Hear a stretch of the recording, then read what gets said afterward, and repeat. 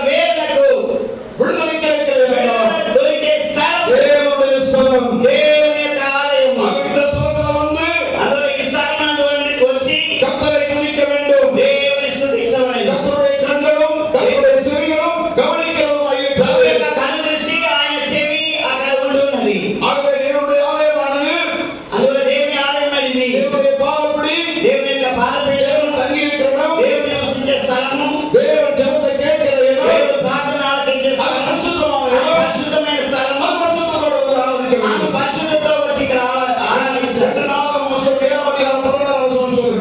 రెండు దినవృత్తాంతం 7:16 రాయబడినది. నామం ధరించబడ్డ ఈ జనங்கள் தங்களை தாழ்த்தி ஜெபம் பண்ணி முகத்தை தேடி தங்கள் பொல்லாத வழிகளை விட்டு திரும்பினால் அப்பொழுது பரலோகத்தில் இருக்கிற நான் கேட்டு அவர்கள் பாவத்தை மன்னித்து தேசத்துக்கு சேமத்தை கொடுப்பேன்.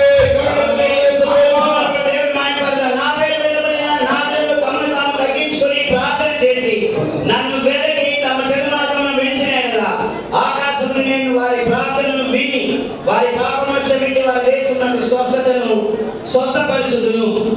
என் நாமம் தரிக்கப்பட்ட నా పేరు పెట్టబడిన என் நாமத்தை சொல்லுகிற నా పేరును చెప్పి தங்களை தாழ்த்தி తమను తాము తగ్గించుకునే జనులు பண்ண வேண்டும், ప్రార్థించాలి. தாழ்த்தி ஜெபம் பண்ண வேண்டும், తగ్గించుకొని ప్రార్థించాలి. எடுத்துக்கொள்ள வேண்டும். பெருமை ఆ యొక్క గర్వాన్ని తీసివేయాలి. தேவ சமூகத்திலே దేవుని సన్నిధిలో தாழ்த்த வேண்டும். తగ్గించుకోవాలను. நம்முடைய ஆண்டவராகிய இயேசு கிறிஸ்து மரண பரியந்தமும் ఆయన మరణ పర్యంతము கீழ்ப்படிந்தவனாகி ఆయన లోబడిన వాడే தங்களை தாழ்த்தினார். తాను తాను తగ్గించుకోలేను. ஆகையால் అందువలనే பிதாவாகிய தேவன் తండ్రి అయిన దేవుడు அவரை உயர்த்தினார். ఆయనను హెచ్చించెను. இன்றைக்கு ஊழியம் செய்து கொண்டிருக்கிறார். ఈ దినములో ఆయన పరిచర్య చేస్తున్నాడు. பிதாவிடத்தில் பிரதிவேசி கொண்டிருக்கிறார். ఈ నా కొరకు దేవుని సన్నిధిలో విజ్ఞాపన చేయించున్నాడు. దేవుని జనమా, நீ விருத்தப்பட வேண்டுமானால், నువ్వు హెచ్చింపబడాలంటే, நீ ஆசீர்వదింపబட నువ్వు வேண்டுமானால், ఆశీర్వదింపబడాలంటే, யாராக இருந்தாலும் నువ్వు ఎవరివైనా సరే நீ தாழ்த்த வேண்டும், నిన్ను నీవు நீ తగ్గించుకోవాలి. ஜெயிக்க வேண்டும். నువ్వు ప్రార్థించాలి. கர்த்தர் வேண்டுவான், దేవుని హెచ్చించాలి. கர்த்தர் வேண்டுபடுவான், దేవుని హెచ్చించి మహిమపరచు. கர்த்தர் உன்னை கொண்டு மகிமைப்படுவான். నీ మూలంగా ఆయన మహిమపడును. 15వ వచనం. இந்த ஸ்தலத்திலே செய்யப்படும் ஜெபத்திற்கும் என் கண்கள் திறந்தவைகளும் என் செவிகள் கவனிக்கிறதுமாய் இருக்கும். ఈ స్థలములో చేయబడే ప్రార్థన మీద నా కన్నులు నిలుచును, నా చెవులు దాన్ని ఆలకించును. 14 என் நாமம் இந்த ஆலயத்தில் என்றைக்கு நிற்கப்படி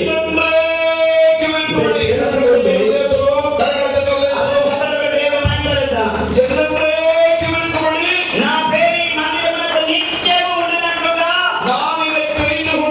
నేను దాన్ని కోరుకొని పరిశుద్ధపరచితిని. నా దృష్టియు నా మనస్సును నిత్యము దాని మీద ఉండును. దేవుని యొక్క సన్నిధి ఎప్పుడు ఉండే స్థలం. గమనించాలి.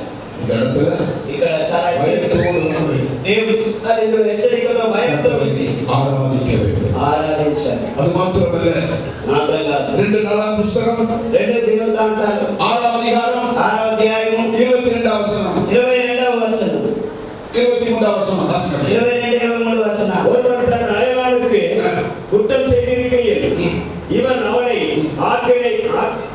ஆணையிடம் செலுத்தும் போது அந்த ஆணை இந்த ஆலயத்திலே உங்களுடைய பலிபீடத்துக்கு முன்பாக வந்தால் அப்போது பரலோகத்தில் இருக்கிற தேவனை கேட்டு துன்மார்க்கனுடைய நடக்கையை அவன் தலைமையில் சுமக்க பண்ணி அவனுக்கு நீதியை சரிக்கட்டவும் நீதிமானுக்கு அவனுடைய நீதிக்கு தக்கதாய் செய்து அவனுடைய நீதிமானாக வந்தத்தக்கதாய் ஒரு அடியாரை நியாயம் தீர்க்கிறார்கள். 25 பரலோகத்தில் இருக்கிற தேவனை கேட்டு உம்முடைய ஜனமாகிய இஸ்ரவேலின் பாவத்தை மன்னித்து அவர்களுக்கும் அவர்களுடைய பிதாக்களுக்கும் நீர் கொடுத்த தேசத்துக்கு அவர்களை திரும்ப வரப்பண்ணுவீராக. இந்த தேவனுடைய ஸ்தானத்தில் வந்து விண்ணப்பிக்கிற தேவனுடைய பிள்ளைகளுடைய விண்ணப்பத்தை கேட்கிற இடம்தான் தேவனுடைய ஆலயம். ఈ స్థలంలో వచ్చి దేవుని విజ్ఞాపన చేయగా ఆ విజ్ఞాపన ఆలకించే స్థలమే. அவருடைய பாவத்தை மன்னித்து వారి పాపాలు క్షమింపబడతాయి. அவர் விண்ணப்பத்தை கேட்கிற వారి విన్నపాలను దేవుడు వింటూ ఉన్నాడు. அது மாத்திரமல்ல, మాత్రం కాదు. 2 நாளாம் புத்தகம் 2 దినవృత్తాంతాలు 6వ అధ్యాయం 6వ అధ్యాయము 32వ వచనం சொல்கிறது, 32వ వచనం చెప్తున్నది, தூர தேசத்திலிருந்து దూరదేశం నుండి இந்த ஆலயத்துக்கு நேராக நின்று ఈ యొక్క ఆలయమునకు నేరుగా నిలువబడి விண்ணப்பம் பண்ண வேண்டும்.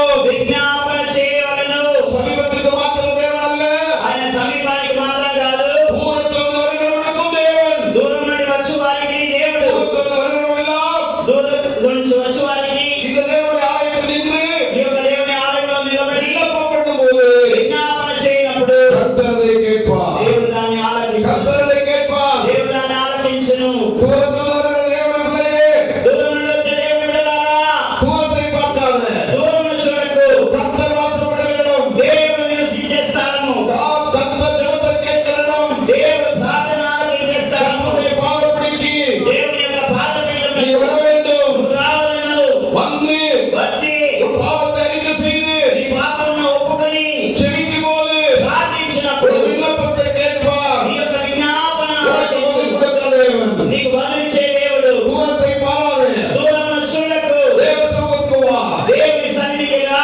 கர்த்தருடைய வேத்துவார். దేవుడిని హెచ్చించును. கர்த்தருடைய ஆசீர்வதிப்பார். దేవుడిని ఆశీర్వదించును. அது மாத்திரமல்ல, வேதம் சொல்கிறது, అది మాత్రమే కాదు, లేఖనం చెబుతున్నది, கர்த்தருடைய பரிசுத்த நாமத்துக்கு மகிமை உண்டாகட்டும். దేవుని యొక్క పరిశుద్ధ నామానికి మహిమ కలుగును గాక. உபாகம புஸ்தகம் ద్వితీయోపదేశకాండము 10వ அதிகாரம் 10వ అధ్యాయము 8వ వచనం சொல்கிறது, 8వ వచనం చెబుతున్నది, கர்த்தருடைய உடன்படிக்கை பெட்டியை சுமப்பதற்கும் இந்நாள் வரைக்கும் நடந்து வருகிறபடி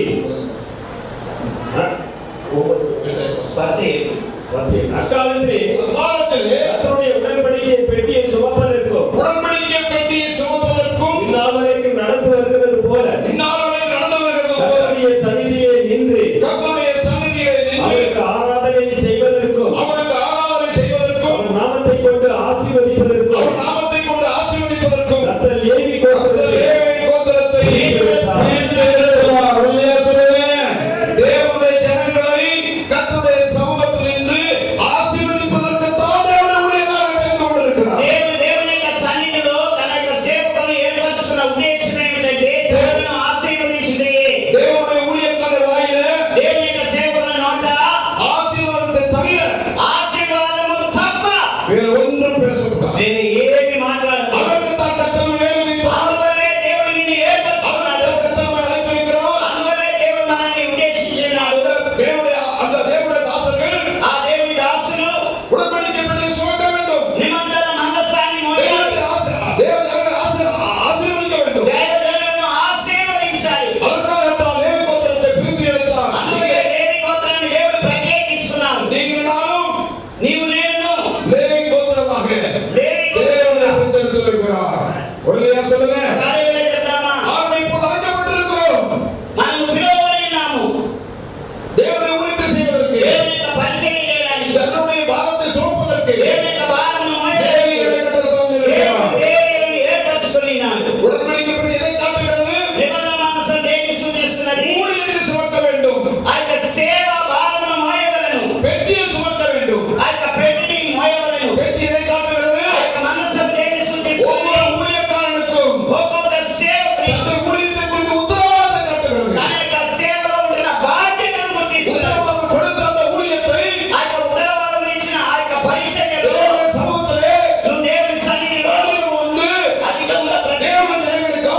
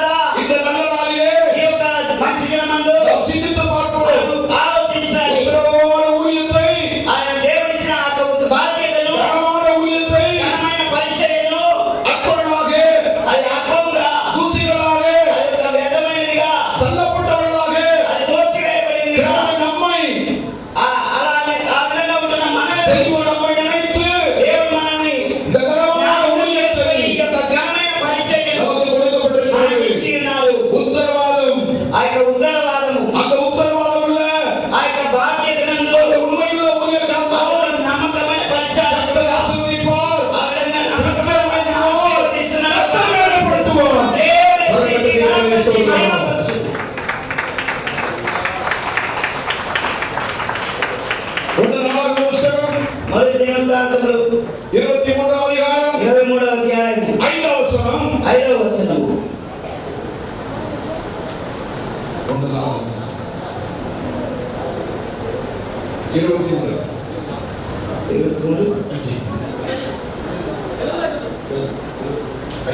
மூன்றில் ஒரு பங்கு ராஜாவின் அரண்மனையையும், மூன்றில் ஒரு பங்கு அஸ்திபார வாசலையும் காக்கவும் ஜனங்கள் எல்லாம் கர்த்தருடைய ஆலய பிரகாரங்களில் இருக்கவும் வேண்டும். 4000 ద్వారపాలకులు నియమింపబడిరి మరియు 4000 మంది స్తుతి చేయ నిమిత్తమై దావీదు చేయించిన వాయిద్య విశేషములతో యెహోవాను స్తుతించువారిగా నియమింపబడిరి. దేవుని స్తుతించాలి. దేవుని స్తుతించాలి. అది మాత్రం కాదు. మొదటి దినవృత్తాంతం 23:13 చెప్తున్నది. అమ్రాము కుమారుడు అహరోను, మోసే, అహరోను అతని కుమారుడును నిత్యము అతి పరిశుద్ధ స్థలమైన వస్తువులను ప్రతిష్ఠించుటకును, యెహోవా సన్నిధిని ధూపము వేయుటకును, ఆయన సేవ జరిగించుటకును, ఆయన నామమును బట్టి జనులను దీవించుటకును ప్రత్యేకింపబడి పరిశుద్ధముగా ప్రతిష్ఠించబడి కనబడాలి. దేవుని సన్నిధిలో నిలవబడి ధూపం వేయవారుగాను, సేవ చేయవారుగాను, జనులను దీవించువారుగాను ఉండవాలి.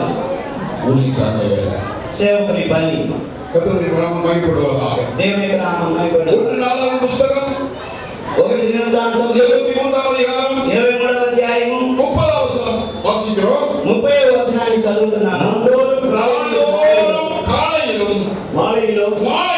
கர்த்தரை போற்றி துதிக்க வேண்டும். ஓய்வு நாட்களிலும் అనుదినము ఉదయ సాయంకాలములందు యెహోవాను పోற்றி పాడిక வேண்டும்.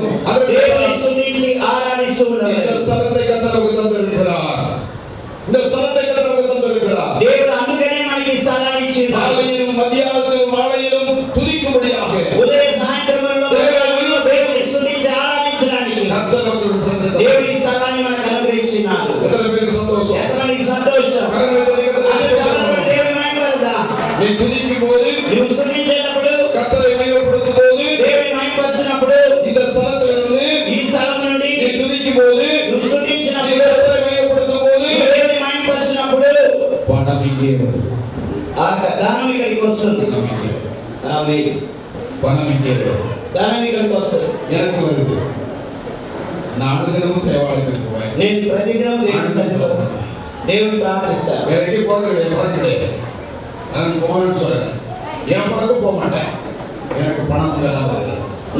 నా కొరకు నేను వెళ్ళట్లేదు, కానీ దేవుడు నాకు సహాయం. నాకు ఆహారం అక్కడి నుంచే, నాకు డ్రెస్ అక్కడి నుంచే వస్తున్నది. నన్ను విచారించడానికి జనులు అక్కడికే వస్తూ ఉన్నారు. మన దేవుడు ఏమి లేని వాటి నుండి అన్నిటిని సృష్టించేవాడు. ఏమి లేని శూన్యంలో నుండి సృష్టిని కలుగజేసే దేవుడు మా దేవుడు. ఇక్కడ ఏమీ లేదు. ఇక్కడ ఏమీ ఉన్నాయి. ఇక్కడే ఉన్నాయి. ఇది దేవుని యొక్క పాదం. ఇది దేవుని యొక్క సన్నిధి. ఈ కన్నీటిని చూసేస్తాను. ప్రార్థనకు బలి చేస్తాను. ఇక్కడ నీ యొక్క కన్నీటిని చూసి ఈ దేవుని సన్నిధించే దేవుని యొక్క సన్నిధి. ఈ యొక్క సన్నిధి మనకి కావాలి. ఒక బిడ్డకి పని దొరకలేదు, నా దగ్గరకు వచ్చింది. నువ్వు భయపడకు, నేను ప్రార్థిస్తాను. నువ్వు స్తోత్రం చెప్పు, నేను ప్రార్థిస్తాను. మంచి ఉద్యోగం దొరుకుతుంది, మంచి ఉద్యోగం దొరుకుతుంది. దేవుడిని ఆశీర్వదిస్తాను. వెళ్ళి ప్రార్థించి పంపారు. 6 నెలలు ప్రార్థించి ఆ తర్వాత ఉద్యోగం దొరికింది. ఆమె ఒక మొక్కుబడి చేసుకుంది. మొదటి జీతము దేవుడికి ఇస్తాను. 50,000 రూపాయలు తీసుకొచ్చి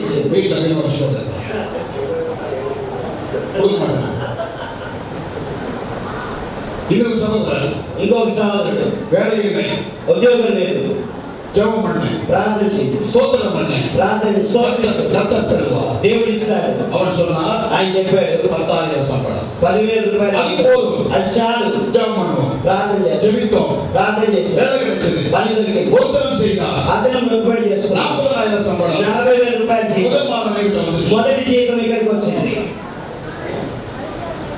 நான் சொன்னது నేను చెప్పేదంతా నిజం. எங்க இருந்து? ఎక్కడి నుంచి వస్తున్నది? ఇక్కడే. దేవుడు మనం వేచిస్తాడు. ஒரு மன விருப்பத்தை, నీ యొక్క హృదయ వాంఛను, ஒரு மன வேதனையை, నీ యొక్క మన వేదనను, உண்மையை నీ యొక్క నమ్మకత్వాన్ని பார்க்கிறார். దేవుడు చూస్తున్నాడు. உண்மையுள்ள மனுஷன் నమ్మకమైన వారు பரிபூர்ண ஆசீர்வாதங்களை పరిపూర్ణ ఆశీర్వాదాలను పొందును. கை ஏற்பதில்லை, నా చెయ్యి ఎప్పుడు ఇట్లా శాపం లేదు, ఎప్పుడు ఇచ్చే విధంగా దేవుడు ఆ విధంగా చేసుకున్నాడు. இது உண்மை, ఇది నిజం, சத்தியம். ఇది సత్యం. தேவனிடத்தில் சேர்கிறவன் దేవుని ఎదుకు వచ్చేవాడు அவருடனும் ఆయన ఉన్నాడని, தம்மை நம்புகிறவர்களுக்கு ఆయన ఎదుకు వారికి பலனளிப்பார் என்றும் ఆయన ఫలమును అనుగ్రహించేవాడని விசுவாசிக்க வேண்டும். నమ్మవలెను కదా. விசுவாசம் இல்லாமல் విశ్వాసమే కూడా தேவனுக்கு பிரியமாய் దేవునికి ఇష్టమైనట கூடாத காரியம் అసాధ్యము. சகலமும் సకలము அவராக. ఆయనవలే సాధ్యం. தேவன் செய்ய நினைத்தது ఆయన చేయడానికి మొదలుపెట్టాడు, అది ఆటంకం లేదు. அவர் சகலத்தையும் செய்ய வல்லவர், ఆయన సమస్తము చేసే அவர் சகலத்தையும் செய்ய வல்லவர், ఆయన సమస్తము చేసే அவர் சகலத்தையும் செய்ய வல்லவர். ఆయన సకలము చేయ సమర్థుడు. ஏற்ற வேளையில் తగిన సమయమందు நேர்த்தியாய் సరిగ్గా நினைப்பதற்கும் నీవు ఆలోచించిన దానికి, எண்ணுவதற்கும் నువ్వు ఊహించిన దానికి ஏராளமான ஆசீர்வாதமாக గొప్పగా మిమ్మల్ని கர்த்தர் ఆశీర్వదిస్తాడు. செய்வார். దేవుడు ఆ విధంగానే చేయను. என்கிட்ட இருக்க செல்போன் நான் வாங்கல, నా விசுவாசம் దగ్గర ఉన్న இல்லை. సెల్ ఫోన్ నేను కొనలేదు, என்கிட்ட విశ్వాసం இருக்க மைக் ఇచ్చాను. நான் வாங்கல, నా விசுவாசம் దగ్గర ఉన్న இல்லை. బైక్ నేను తీయలేదు, విశ్వాసం ఇచ్చాను. காரணம் நாம் உத்தரவாதமாக இருப்போமானால் கர்த்தர் தேடி வந்து கொடுப்பார். இது உண்மை. ఎందుకంటే నేను దేవుని సన్నిధిలో ఉత్తమంగా ఉంటే దేవుని కార్యాలు జరిగిస్తాడో ఏ మాత్రం సందేహం లేదు. கடைசியாக ఆఖరిగా 2 புஸ்தகம் ఒకటి తిరుగుతాంత 23వ அதிகாரம் 23వ అధ్యాయం 31వ వచనం. ஒன்று 33:32. సమాజపు గుడారమును కాపాడుటయు పరిశుద్ధ స్థలమును కాపాడుటయు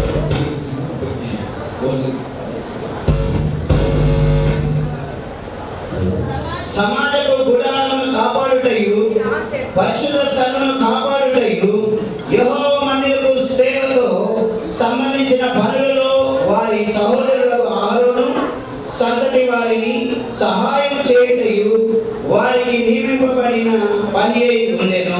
கர்த்தருக்கு முன்பாக நிற்க வேண்டும். దేవుని సన్నిధిలో నిలవబడవలెను. கர்த்தருக்கு முன்பாக நிற்க வேண்டும். దేవుని సన్నిధిలో నిలవబడవలెను. தேவனுடைய ஊழியக்காரன், ఒక దైవజనుడు தேவனுடைய ஜனங்கள் దేవుని జనుడు கர்த்தருக்கு முன்பாக நிற்க வேண்டும். దేవుని సన్నిధిలో నిలవబడవలెను. ராஜாக்களின் புஸ்தகம் మొదటి రాజుల గ్రంథము 17వ அதிகாரம் 17వ అధ్యాయము முதல் வசனம் சொல்கிறது. మొదటి వాక్యం చెప్తున్నది.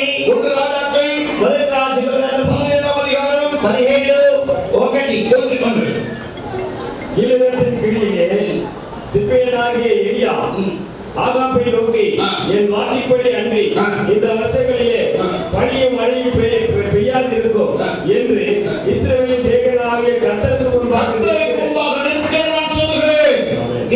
అంతటా గిలాదు కాపురస్తుల సంబంధియులను ఇష్బీయుడైన ఎలియా ఆహాబునకు వచ్చి యెహోవా సన్నిధిలో నేను నిలబడి ఉన్నాను. ఇశ్రాయేలు దేవుడైన ఆ యెహోవా జీవంతుడు, నా మాట ప్రకారము గాక ఈ సంవత్సరములో మంచైనను వర్షమైనను పడదని ప్రకటించెను. கர்த்தருக்கு முன்பாக தேவனுடைய ஊழியக்காரன் நிற்க வேண்டும். యెహోవా సన్నిధిలో దేవుని యొక్క దాసుడు నిలవబడవలెను. கர்த்தருக்கு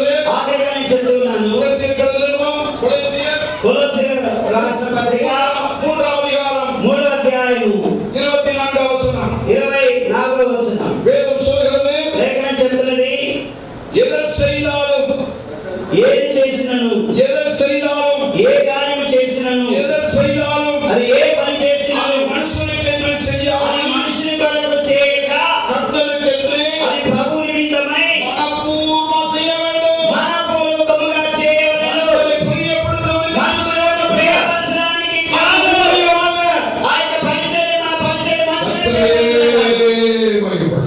దేవుని మహిమపరచడానికి. தேவனுடைய ஊழியக்காரர்களும் దేవుని యొక్క దాసులు சபையாரும் సంఘము கர்த்தருக்கு முன்பாக దేవుని సన్నిధిలో பணிவிடை செய்ய வேண்டும். పరిచారణ చేయవలెను. ஆத்துமாவை ஆதாயப்படுத்த வேண்டும். ఆత్మను ఆదాయం చేయాలి. ஆத்துமாக்களுக்காக திரண்டு நின்று கண்ணீர் வடிக்க வேண்டும். ఆత్మ నిమిత్తమై ఆ యొక్క బండ సందులో నిలబడి ప్రార్థించాలి. நம்முடைய கிராமத்துக்காக ஜெபிக்க வேண்டும். మనం నివసించే గ్రామం కొరకు நாம் ప్రార్థించాలి. இருக்கிற தெருவுக்காக ஜெபிக்க మనం வேண்டும். ఉండే ఆ యొక్క గ్రామంలో ఉన్న ఆ యొక్క நம்முடைய వీధి కొరకు தேசத்துக்காக ஜெபிக்க మన வேண்டும். దేశం కొరకు ప్రార్థించాలి. இந்திய தேச ஆளுநர்களுக்காக ஜெபிக்க வேண்டும். ఇండియా దేశాన్ని పరిపాలించే వారి కొరకు ప్రార్థించాలి.